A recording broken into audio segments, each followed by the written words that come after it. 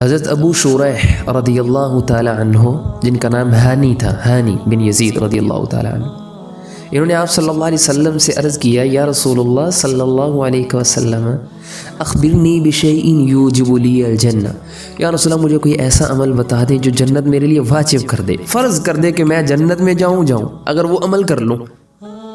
سوال بڑا خوبصورت تھا۔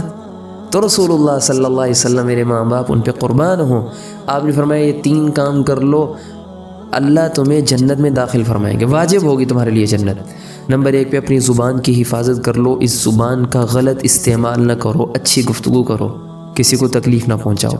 نمبر 2 پہ جس کو جانتے ہو اس کو بھی، جس کو نہیں جانتے اس کو بھی، سب کو سلام کرنا شروع کر دو۔ اور نمبر 3 پہ غریبوں فقیروں کو صدقے کے طور پہ، اپنے دوست احباب کو ہدیے کے طور پہ کھانا کھلانا شروع کر دو۔ یہ 3 کام کر لو، اللہ تمہارے اوپر جنت واجب کر دیں گے۔